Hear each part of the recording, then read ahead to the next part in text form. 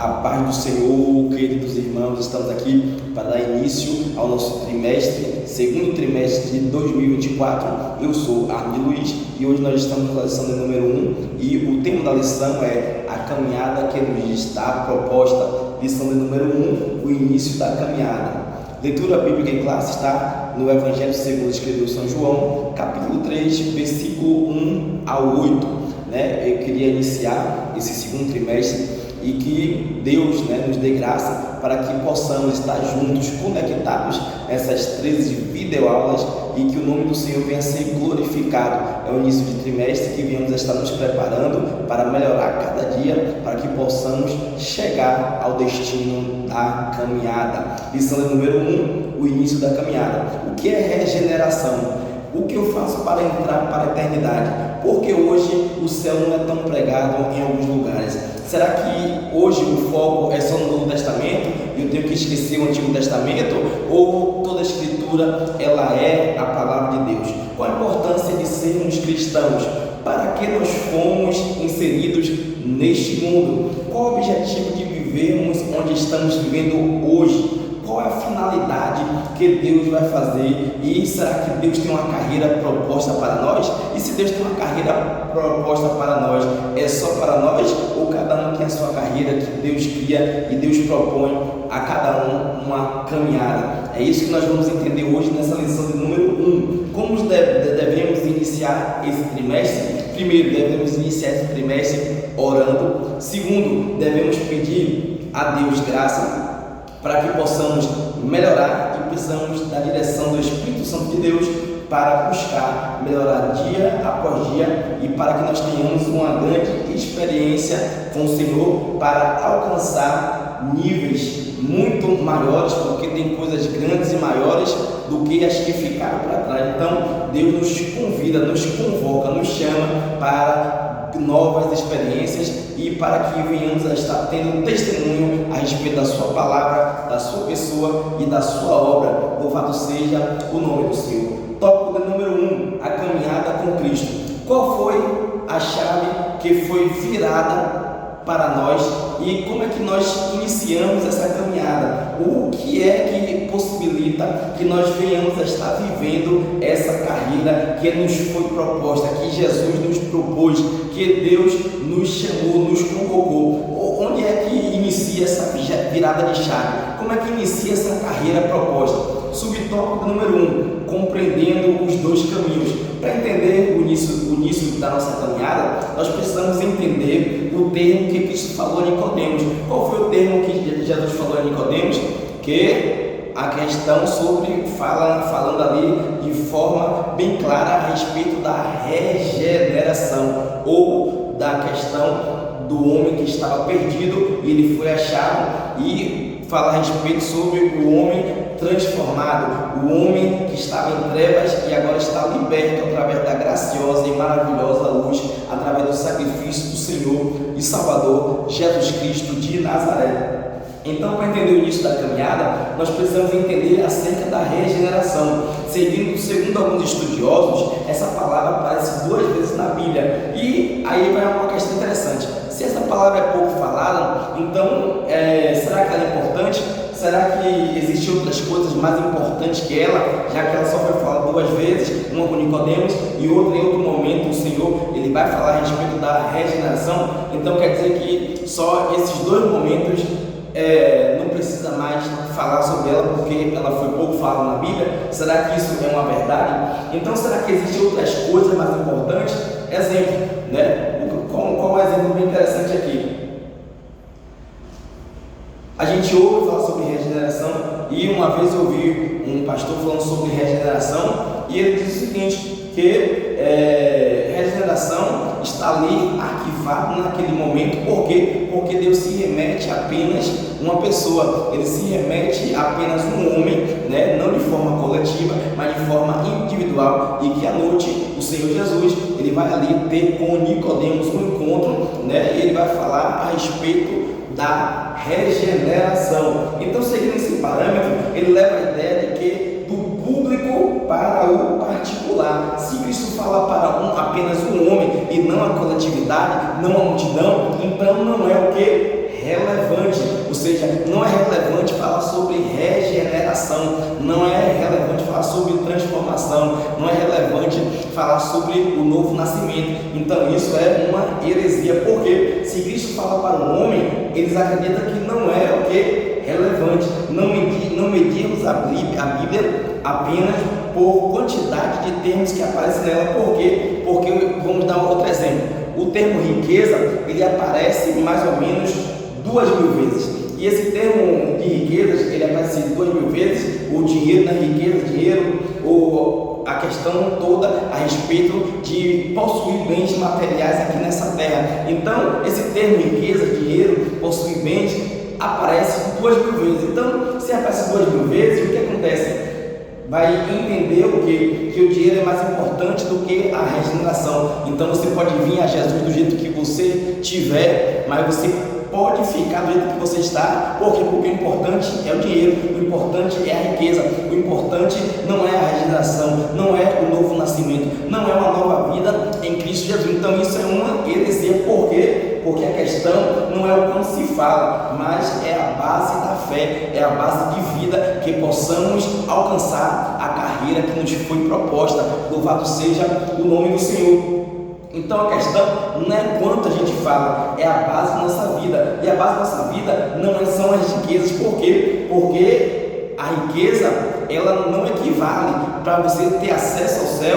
Jesus disse a Nicodemos que é necessário nascer de novo, ou seja, você não pode nem ver e nem entrar no reino de Deus. Por quê? Porque você não nasceu de novo. Então a regeneração, ela é fundamental na questão da base bíblica, né? Da questão da fé cristã, onde é necessário, né, a gente ser regenerado, justificado por Cristo, e a gente ser amigo de Deus, a gente viver para o Senhor, a gente buscar a cada dia a nossa melhora, buscar a cada dia, né, a santificação, porque sem santificação ninguém verá ao Senhor. Então é importante a santificação, é importante a regeneração. A Bíblia ela fala mais de dinheiro do que de fé também, porque a Bíblia fala sobre riquezas umas 2.000 vezes, aparece o termo riqueza, bens materiais, dinheiro, mas a palavra fé aparece mais ou menos 200 e pouca a 300 vezes. Então de 300 vezes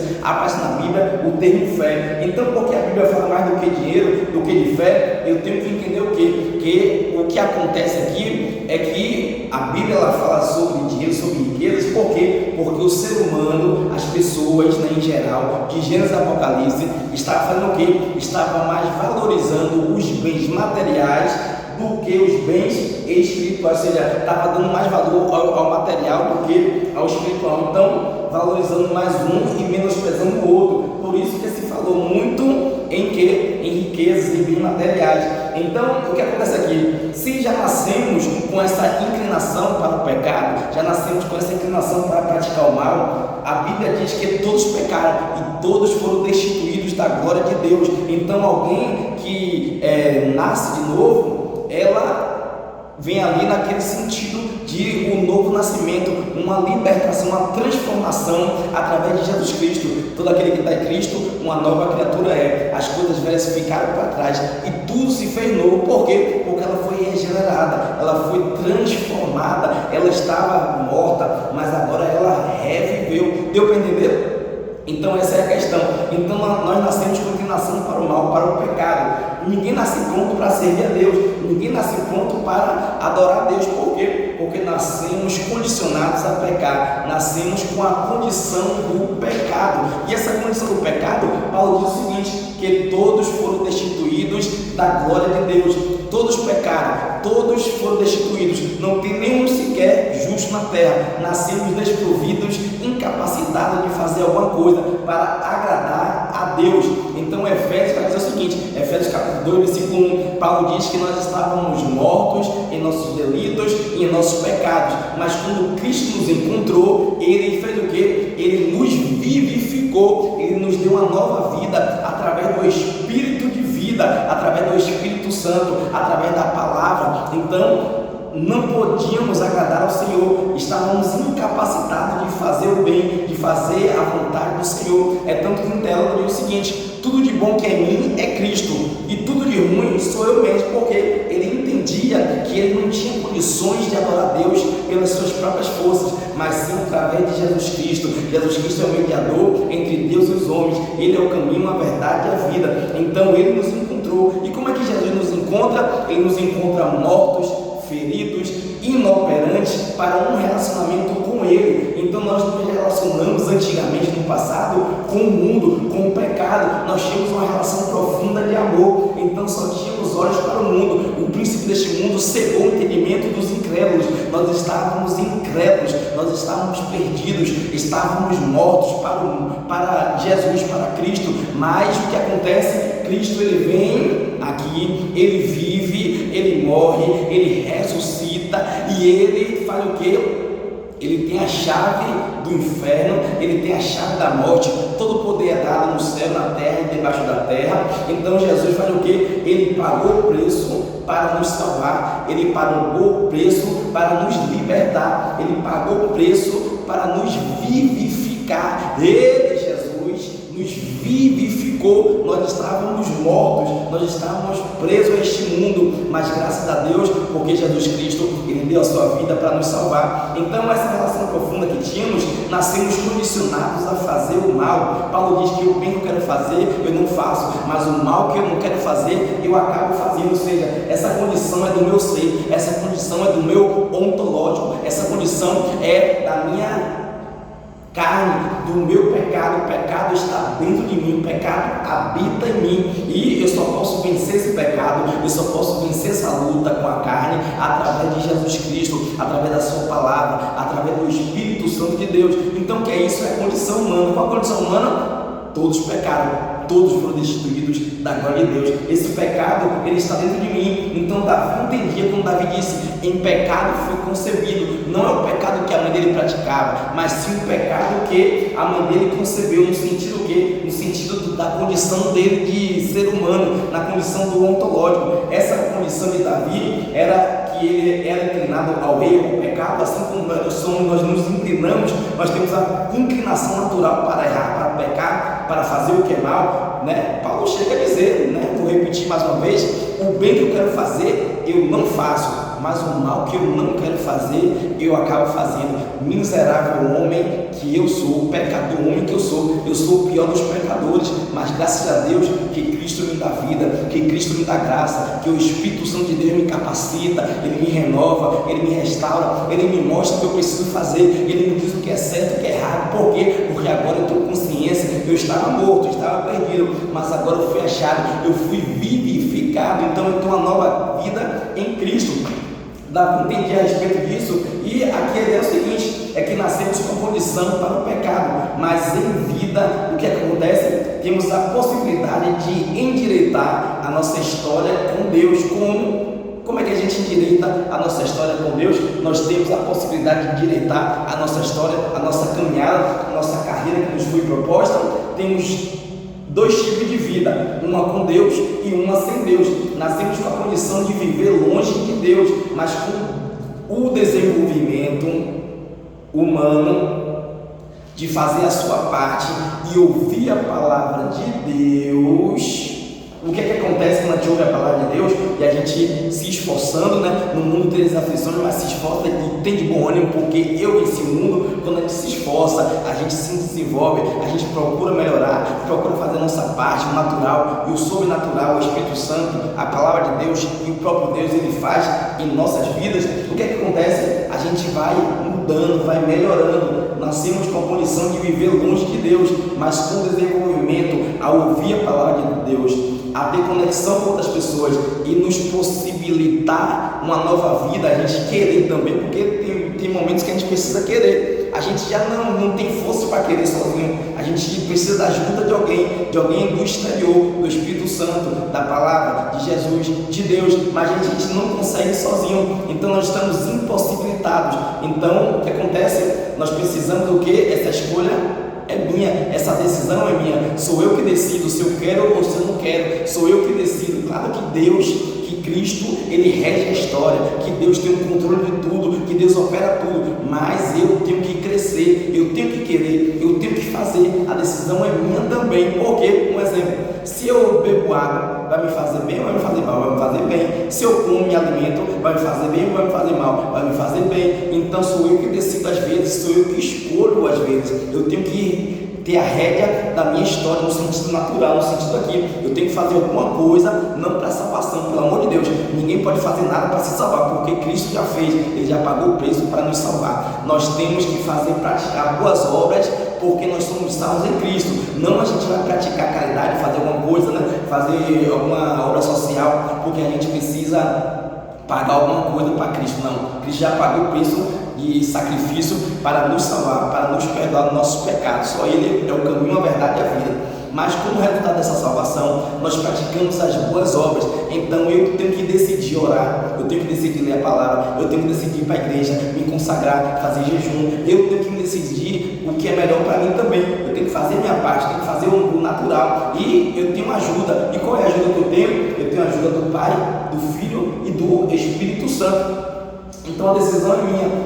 Se eu quero iniciar a minha caminhada com Deus, eu preciso entender que é um caminho de vitória, é um caminho de luta, mas é um caminho de vitória. Eu preciso ter a consciência de que uma vida sem Ele é uma vida ineficaz, é uma vida sem propósito, é uma vida solitária, é uma vida sem destino. Viver sem Jesus, viver sem Deus, viver sem o Espírito Santo, não vale a pena ter essa vida para ser vivida, porque é uma vida de tragédia, é uma vida de depressão, é uma vida de tristeza, é uma vida de desânimo, de angústia, onde você está bem, depois você não está mais bem. Então o mundo oferece uma paz passageira, mas Cristo, Ele dá uma paz que excede todo o entendimento, Ele dá uma paz que excede todo o pensamento humano. Cristo, só Ele pode completar, só Ele pode preencher. Ele chega a dizer: eu vos deixo a minha paz, mas eu não deixo a minha paz como o mundo vos dá, eu deixo a minha paz, e essa paz eu vos dou. Ou seja, paz no sentido de completude, ou seja, de questão de não faltar nada. Ou seja, com Cristo não nos falta nada. Por quê? Porque Ele é a nossa paz, Ele é quem nos completa, é Ele que nos regenera, é Ele que nós precisamos. A Bíblia diz que nós precisamos do Senhor, e tem um ditado que diz, um grande homem de Deus falou, que em cada ser humano tem uma peça faltando, e essa peça é Jesus Cristo de Nazaré. Nos falta alguma coisa, nós nascemos destituídos disso, mas graças a Deus, por intermédio do nosso Senhor e Salvador Jesus Cristo de Nazaré. Então uma vida sem Cristo é uma vida que é ineficaz, ela não deve ser vivida, Muitas pessoas vivem sem Cristo, mas graças a Deus que nós temos Cristo, nós vivemos para Ele, para a honra e glória dEle. Eu sou dEle, eu pertenço a Ele, nós pertencemos a Ele. Ele é Senhor e Salvador da nossa vida, da nossa história. Nós precisamos de Cristo, e uma vida com Cristo tem que ser prioridade. Se a nossa vida não tiver Cristo, com Cristo, Ele é o quê? Ele é o ponto central da nossa história, da minha vida. Então, se Cristo é o centro da minha vida, se a minha vida ela precisa ter uma resposta, a minha resposta sempre vai ser Cristo. Então tudo aqui, a minha vida, a minha peregrinação aqui, a carreira que me foi proposta, ela precisa permear na vida do Senhor, na vida de Deus. Ela não tem sentido fora do Senhor, minha vida não tem sentido fora de Deus, minha vida não tem sentido sem Jesus, minha vida não tem sentido sem o Espírito Santo, Tem até um hino bem famoso aí, que o pessoal canta: eu não troco meu Jesus por nada, nada, nada. Eu não troco meu Jesus por nada. Não devemos trocar Jesus por nada. Vamos prosseguir na caminhada e vamos perseverar com Cristo Jesus, porque a melhor vida, o melhor lugar para se estar é debaixo das asas do Altíssimo, é na presença do Senhor, é com o Senhor e Salvador Jesus Cristo de Nazaré. Subtópico 2, os três companheiros da nossa caminhada. É nos apresentado uma oportunidade. Deus nos apresenta uma oportunidade. Ele diz: olha, eu tenho dois caminhos, a porta estreita e a porta larga. Eu tenho dois caminhos, o caminho largo e o caminho estreito. Você que escolhe. No Antigo Testamento, ele bota ali para o povo, ali no deserto, ele diz: olha, eu tenho dois caminhos, o caminho da bênção e da maldição. Escolhe o caminho da bênção para que vivas tu e a tua família. Então Deus, ele sempre nos propõe o que? A escolher, a decidir. Ele nos apresenta a oportunidade, ele nos apresentou oportunidade, porque Deus amou o mundo de uma tal maneira que deu seu Filho unigênito, para que todo aquele que nele crê não pereça, mas tenha a vida eterna. Então ele nos colocou Jesus, ele nos deu Jesus, e agora o que eu preciso fazer? Eu decido aceitar ou não, eu decido viver para Ele ou não. Então essa é a decisão minha. Sou eu que decido andar com Deus ou não. Então, para andar com Deus, eu tenho 3 companheiros que vai me ajudar, que estará conosco: o Pai, o Filho e o Espírito Santo. Eles vão nos auxiliar a ter essa experiência com o divino. Então, no mundo espiritual, nós vamos ter acesso ao mundo espiritual com a companhia da Santíssima Trindade: o Pai como Criador, o Filho como regenerador, Salvador da nossa vida, e o Espírito Santo. Ele tem a capacidade de nos ajudar a entendermos tudo que Cristo nos ensinou. Então ele deixa vivo o que? Esse caminhar, essa escolha. Ele deixa vivo o que? Essa minha decisão. Então somente o Pai, o Filho e o Espírito Santo têm a capacidade de nos ajudar e entender que tudo isso Cristo nos ensinou. O que é que o Espírito Santo faz? Ele convence do pecado, da justiça e do juízo. Então o Espírito Santo nos dá a entender que Cristo mostra ensinamentos, ele deixa vivo e operante a palavra de Jesus em minha vida. O que Cristo vem ensinar, o Espírito Santo, ele vivifica, ele dá vida, nos lembra ele nos lembra as palavras de Cristo e nos ajuda na nossa peregrinação. Quem faz isso? É obra e graça do Espírito Santo de Deus. Então Paulo teve uma revelação profunda. Qual a revelação de Paulo? Através do Espírito Santo de Deus, Paulo diz que o Espírito Santo intercede por nós com gemidos inexprimíveis. Mas o que acontece aqui? Nós somos órfãos, nós somos o que? Filhos órfãos, mas o Espírito Santo, ele nos ajuda, ele mostra o que eu preciso fazer, eu preciso decidir, eu preciso querer estar na companhia do sobrenatural, eu preciso decidir o que eu quero. Então nós somos órfãos, mas quando nós aceitamos a Jesus, nós tomamos a decisão, o Espírito Santo intercede. Agora nós não estamos mais sozinhos, não somos mais órfãos, mas agora nós estamos com o Pai. Nós podemos chamar Abba Pai, nós podemos clamar o nome dele e ele nos responderá, porque ele nos escolheu, ele nos deu a vida. E o Espírito Santo, ele intercede por nós com gemidos inexprimíveis. Mas eu preciso decidir querer estar com esse Deus.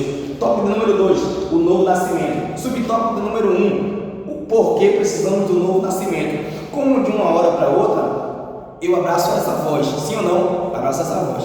Então depois que eu abraço essa voz, como é que de uma hora para outra eu consigo entender e chegar ao novo nascimento? O que é nascer de novo? Essa foi a pergunta de Nicodemos para Jesus. Vem cá, Senhor, o que é nascer de novo? Eu já estou velho, avançado em idade. Como é que eu vou botar a barriga de minha mãe e vou nascer de novo? Aí Jesus olha para ele e diz: rapaz, muito me espanta, você é mestre de Israel e você não sabe essas coisas? Você não sabe o que isso significa? Aí Nicodemo fica se perguntando: mas vem cá, o que é necessário? Aí Jesus diz o quê? Aquele que nascer da água e do Espírito não herdará o reino de Deus. Então Nicodemos não entendia esse conceito do novo nascimento, mas ele era mestre em Israel, ele entendia das Escrituras. Aí Jesus pega ele e diz: vem cá, meu filho, você não lê a Bíblia? Você é mestre em Israel? Você não conhece essas coisas? Não sabe isso? Isso me espanta, isso muito me admira. Quando Cristo disse isso, Cristo estava anunciando que o que ele estava falando, o que ele estava abordando, esse assunto do novo nascimento, da regeneração, não era uma coisa nova, era uma coisa que estava lá no Antigo Testamento. Quando Cristo diz isso, ele estava anunciando o que foi profetizado no Antigo Testamento pelo profeta Ezequiel. E o que Ezequiel diz? Ezequiel diz o seguinte: que viria tempos em que o Espírito de Deus seria derramado sobre toda a carne, e esse Espírito de Deus entraria nos homens e eles seriam novas criaturas. Ou seja, em lugar de coração de pedra, eu vos daria um coração de carne. Louvado seja o nome de Jesus. Essa coisa é profunda, é fenomenal, é espetacular. O que Ezequiel diz: olha, o Espírito Santo vai vir, vai ter tempo que ele vai vir, ele vai derramar sobre toda a carne, e no lugar de coração de pedra, vocês vão ter um coração de carne, vocês vão ser novas criaturas. Então isso já é uma coisa antiga. O que Jesus diz para quem? Para Nicodemos. Você é mestre de Israel, você estuda a Bíblia, você lê a Bíblia, você é doutor, todo mundo vem te procurar para aprender com você, e você não sabe essas coisas, você não está lendo a Bíblia. Então às vezes nossa dificuldade muito é o quê? É ler a Bíblia, é interpretar, não é fazer uma exegese e colocar no texto, mas sim extrair do texto, fazer uma exegese e aprender o que a palavra de Deus ela quer significar. Por quê? Porque onde a Bíblia não tem voz, nós não devemos ter ouvidos. Então a Bíblia explica a própria Bíblia. Essa é a ideia da palavra de Deus. Então Jesus cita essa questão, fala ele sobre derramar, fala ele sobre o novo nascimento, e Jesus confirma, né? Por isso a entrada do reino é feita através do novo nascimento, ou seja, ele se remete ao Éden. Ele fala sobre a respeito do que o homem perdeu no Éden. O que o homem perdeu no Éden? Perdeu a conexão com o eterno. Cristo veio reconstruir, Cristo veio refazer. Adão morre no Éden, a humanidade morre no Éden. A partir de um homem entra o pecado, mas a partir de um homem vem a salvação, vem a libertação. Quem é? Jesus Cristo. Ele vem fazer o quê? Ele vem resgatar o que o homem perdeu no jardim do Éden, a conexão, né? a reconstruir o que Deus fez, e o homem perdeu, o homem ali pecou, errou, né? E aí desobedeceu à vontade de Deus. O que é pecado? É transgredir a lei de Deus. Deus disse: não coma daquela árvore que está no meu jardim, e o homem foi lá e comeu. Então o que é pecado? É transgredir a lei de Deus, ou seja, uma ordem de Deus. Então, como é que acontece isso?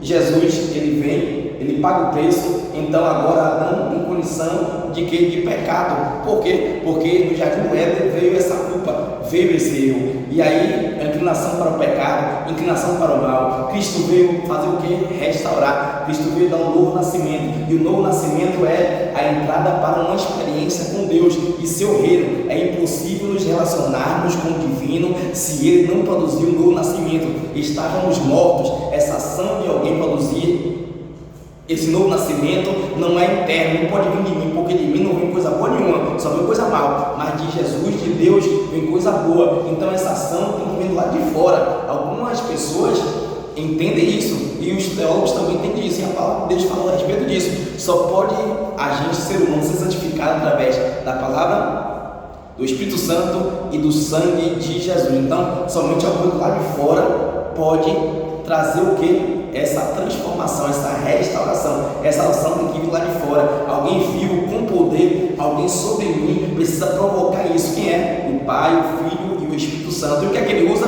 Ele usa a água, que é a palavra. Jesus diz: é necessário que você nasça de novo e você será batizado com água e com Espírito. Então essa questão do que? Da questão, a água é a palavra e o Espírito é que dá um novo nascimento. Porque é impossível nascer de novo sem a operação do Espírito Santo e sem a palavra de Deus. A fé vem pelo ouvir, e o ouvir pela palavra de Deus. Então é impossível restaurar pessoas com atividades humanas, é impossível restaurar pessoas com atividades sociológicas, é impossível restaurar pessoas com ações humanitárias isoladas. Não tem a capacidade de reconectar pessoas com Deus. E o que é reconectar pessoas com Deus? É a palavra de Deus, que tem o poder de mudar a mentalidade, tem o poder de mudar a história.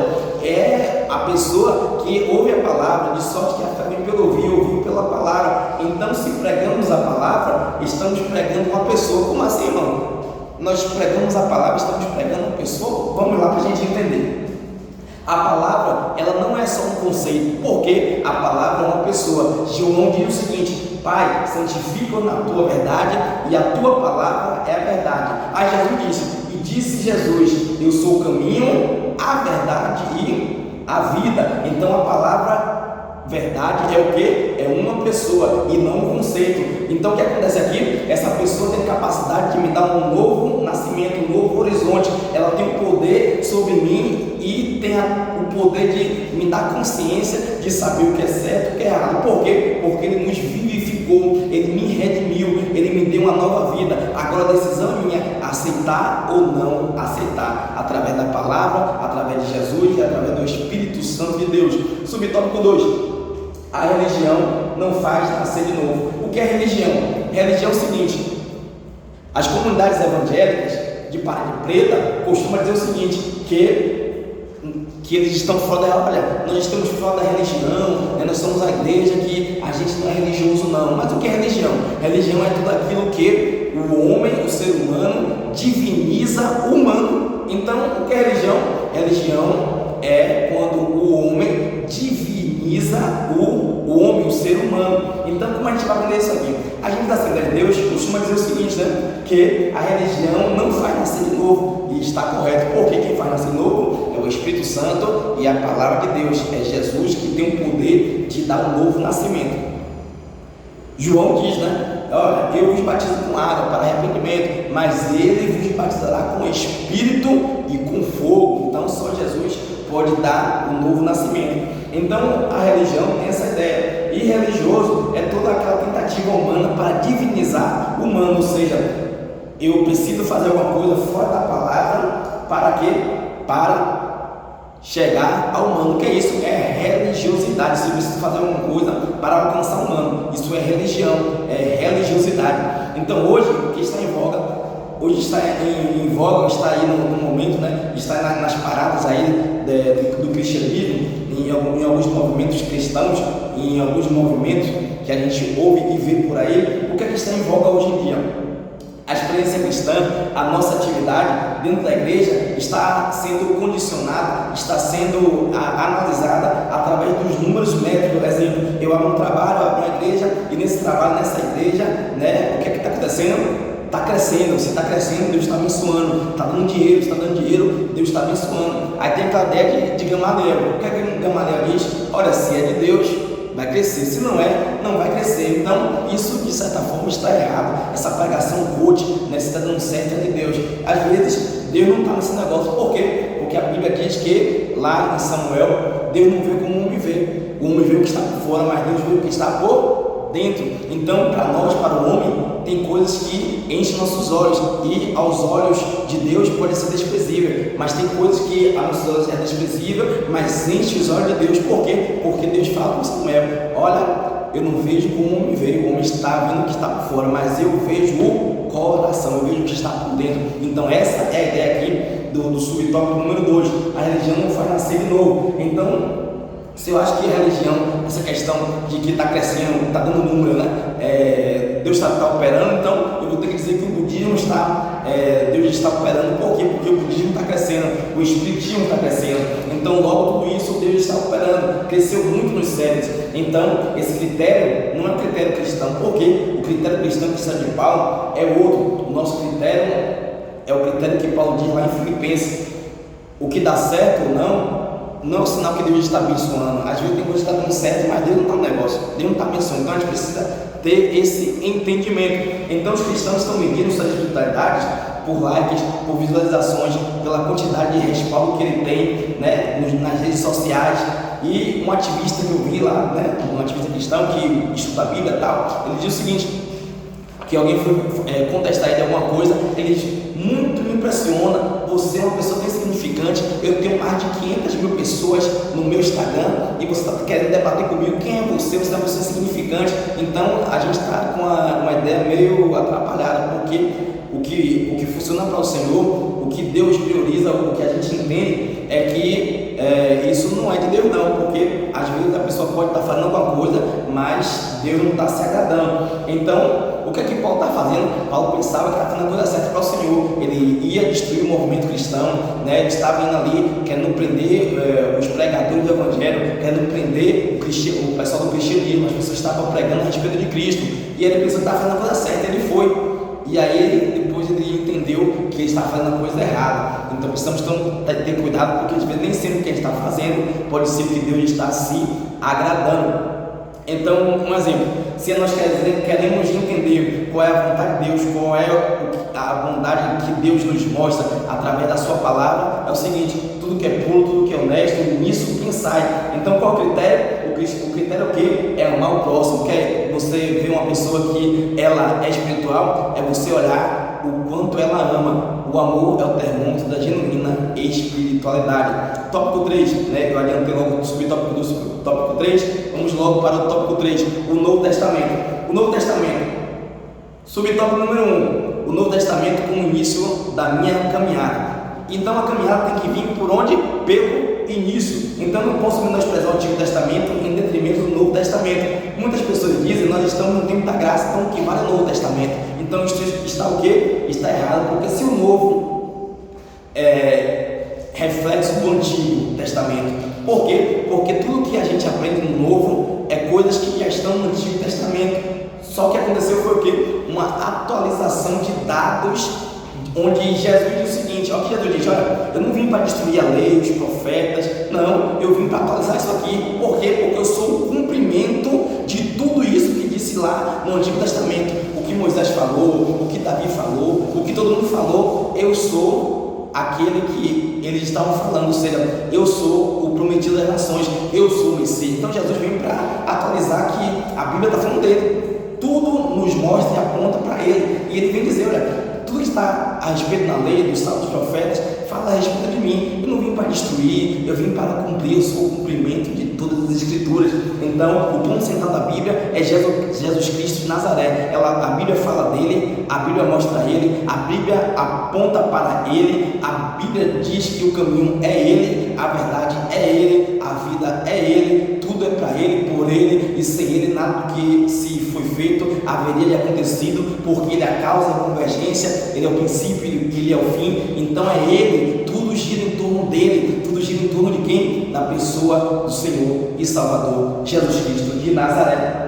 Então, pastor, eu vi um dia desse, ele disse o seguinte, que é melhor dar valor apenas ao que Cristo disse, e não o que Paulo disse, e não o que Pedro disse. Por quê? Porque ele entende o seguinte, que o que eles falaram, né, não pode bater de frente com Jesus. E aí, o que é que Paulo diz? O que ele diz? Sede meus imitadores, como eu sou de Cristo. Aí ele depois vai dizer outra carta: toda a escritura divinamente inspirada é proveitosa, ou seja, não é só metade das escrituras, não é só uma parte, um capítulo ou um livro, mas toda a escritura, de Gênesis a Apocalipse, a escritura é divinamente inspirada. Então Paulo diz isso em no Antigo Testamento. Qual era a Bíblia que Jesus lia? Lucas capítulo 24, versículo 44. A Bíblia mostra que Jesus lia a lei de Moisés, e Jesus ensinando a eles, aos dois homens lá no caminho de Emaús, Jesus dizia o quê? Falava a respeito da lei de Moisés, os profetas, os escritos. Ele estava dizendo sobre a Taná. O que é a Taná? A Torá, que é a lei de Moisés, os 5 primeiros livros da Bíblia. Ele fala sobre os profetas, que começa segundo a tradição judaica de Josué, e a tradição judaica fala a respeito também dos escritos, que começa através do livro de Salmos. Então todos os 39 livros da Bíblia eram o que Jesus lia. Então, se eu quero iniciar a minha caminhada, eu preciso começar do começo, preciso iniciar através de Gênesis até Apocalipse. Então, alguém pode dizer, mas Cristo modificou, ele mudou algumas coisas, ele veio para modificar algumas coisas. Eu só entendo o Novo se eu entender o Antigo Testamento. Como é que vamos entender a carta dos Hebreus se não entendemos sobre as coisas que aparecem, né? Então nós precisamos entender isso. Toda a escritura é divinamente inspirada, de Gênesis a Apocalipse. Que Deus abençoe.